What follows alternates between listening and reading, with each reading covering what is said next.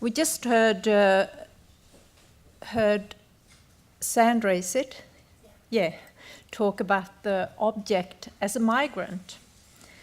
And here we have an object, part of an art project I worked on for a few years called 100 Migratory. And it's about 100 traveling vessels of glass. And today I will give an example of how one object can be the starting point of a process of exploring identity and migration. And the vessel of glass is central today. And a vessel of glass is everything from a cupped hand that take water from a stream. It's a woman's womb carrying a baby. It's a lake. And in a vessel, you can collect something that's important to you to keep or to give away as a gift. Here we have one of the 100 vessels of glass. This is number 82. That is going on its furthest trip right now. And I want you all to have a feel of this. I don't just want you to look at it. So I'm going to pass this one around.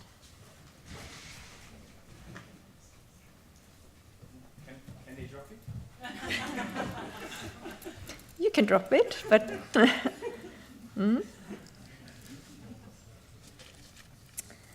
And also a vessel is, of course, the form human beings have used for survival in all times.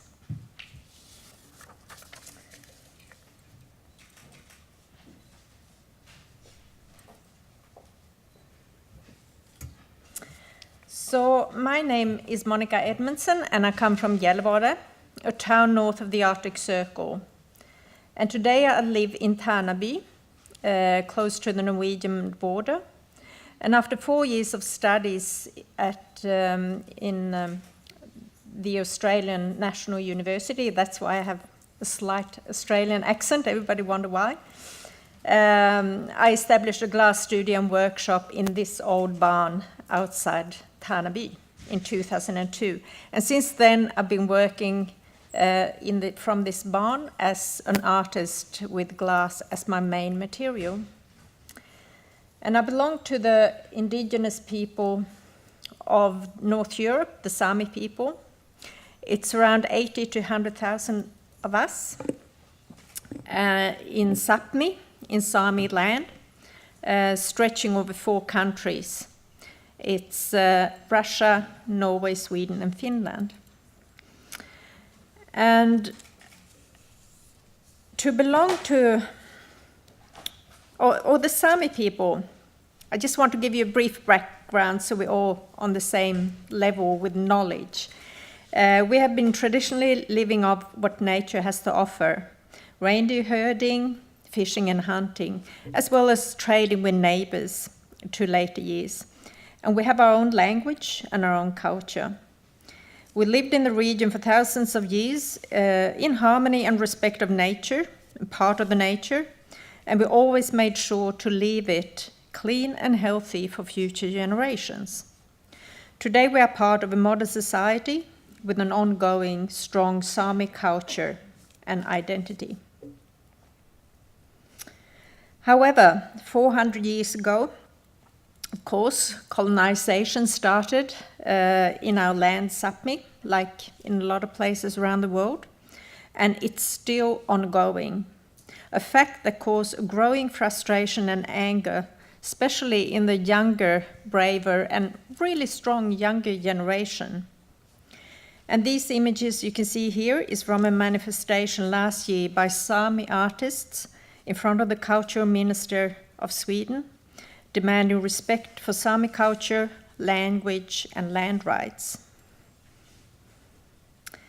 The Sami culture I belong to, the nature and my life in Tärnaby, play an important part in my work as a glass artist. And one of the reasons I started to work with glass initially is because of its transparency and resemblance to the ice and the snow. And here you can see some of the other work I'm doing. And it's a feeling of that winter space I'm trying to express in glass, not necessarily how it looks like. And somewhere in that winter space, there should be a core of warmth, a heart, or a center of fire, which for me is my Sami heritage. And this is where all the colors come into my work. And the composition of the mainly primary colors in the marine part of my work originates from my area's costume. One of the details I used is called gavlos, and it's a detail in the back of the neck that you can see on the right on this picture. And to wear my Sami costume is always very special. It gives a sense of beauty, a sense of belonging, and of pride. And it's interesting to study the costume through times and to see what we call traditional today, as in this image on the left, has in the past constantly changed depending on what kind of materials were available, as well as influences from other cultures. And even fashion has influenced. The length of the costume for women have gone up and down depending on what's happening on the catwalks around the world.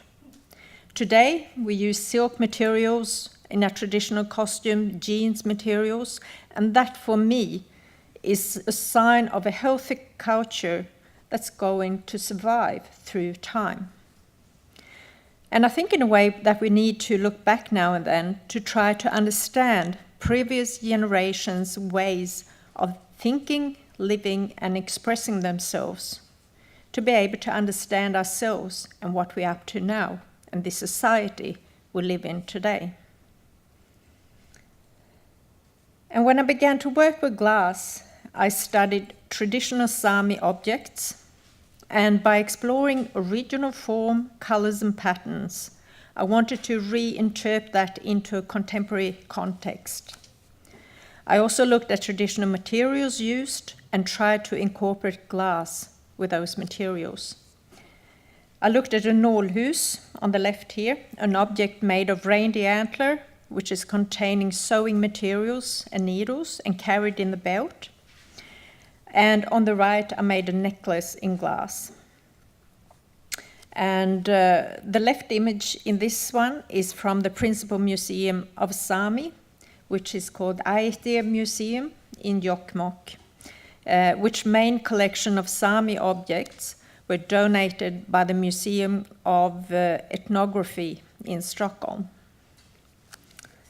And another pendant of glass was inspired by the top of a woman's pole.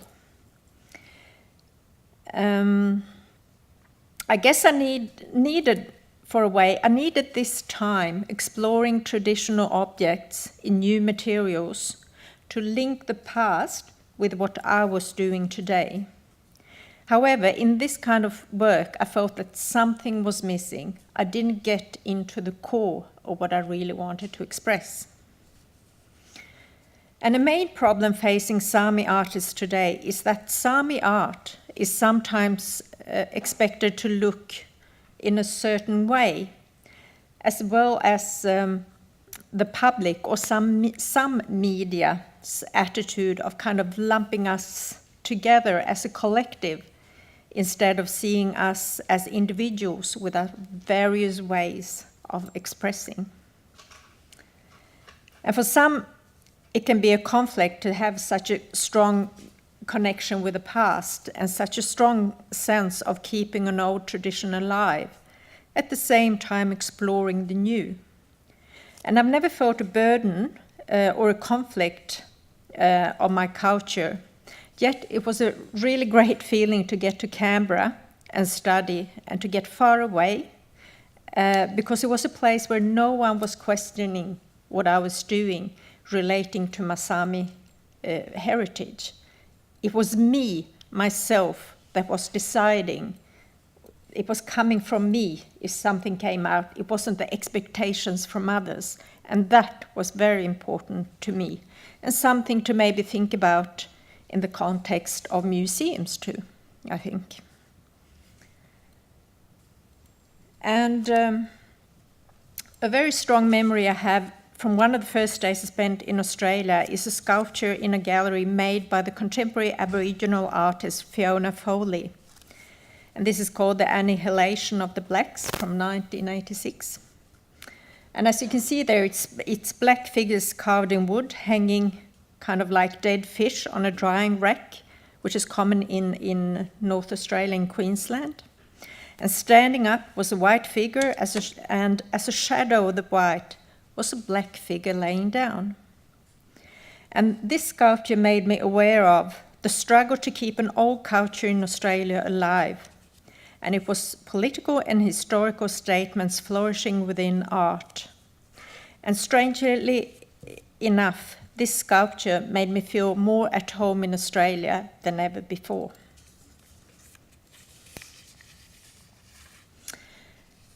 And many Sami artists are also, of course, dealing with issues of identity and belonging. Maria Helander, which made these two, is one of them. And she is, in her own way, asking questions of what is genuine. Should the Sami people grab on to a better in the old days kind of way of living, to be able to keep the status as an indigenous group of people? Or can the laptop and a city be part of a Sami life without making that person kind of less Sami, if you understand what I mean?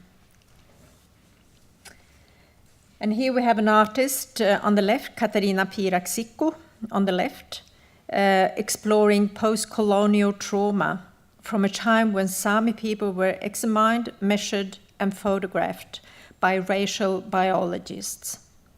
And on the right, we have skulls of Sami people from plundered graves in the north, which is now at the University of Lund in South Sweden. And all these wounds from the past to current issues of natural resources and land rights are causing, of course, controversies between the Swedish state and the Sami. And some of these issues are related to the mining industry and engage activism and very loud protests and demonstrations in the north, as you could see in an image before.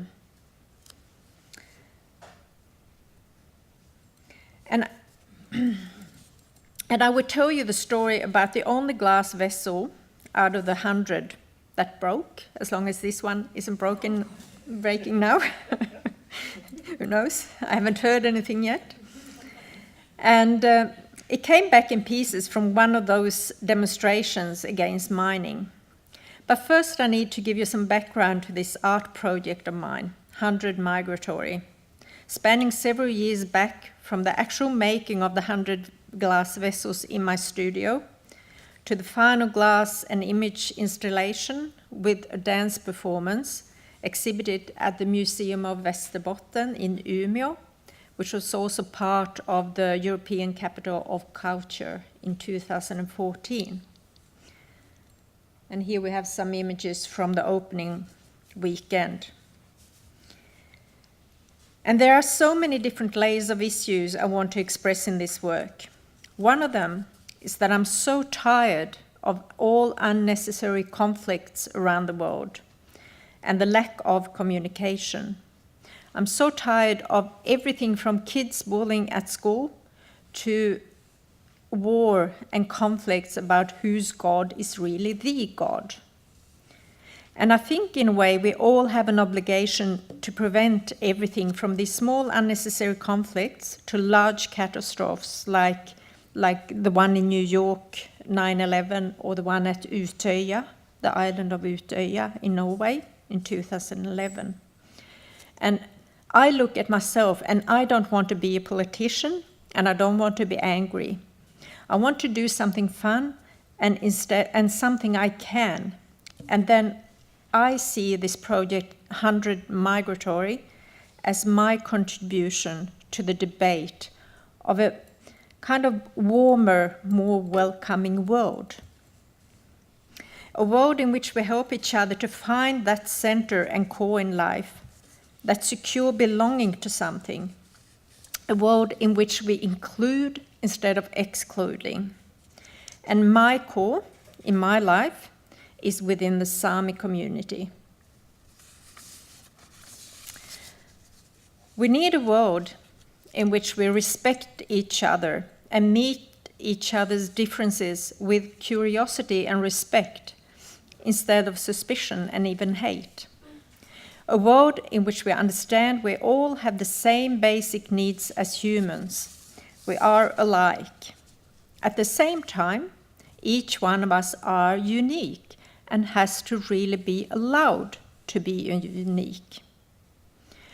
Some of us have to travel to another country and culture to understand that. And just like my vessels, they have been sent one-on-one to other countries. I would really like to, for example, we talked about this earlier, I would really like to put the future president of the US in one of those boxes and send away to another country far away, where it's another language, another culture, another life, and to stay there for a year or 4 years, just to be able to get this understanding of how it is to be in someone else's place. So that's my personal little idea, but it's big to get into this small one. Yeah. But in this work, I also wanted to raise, of course, the form of a vessel, which I talked about before. But also I want to talk to you about that, why I use the material of glass.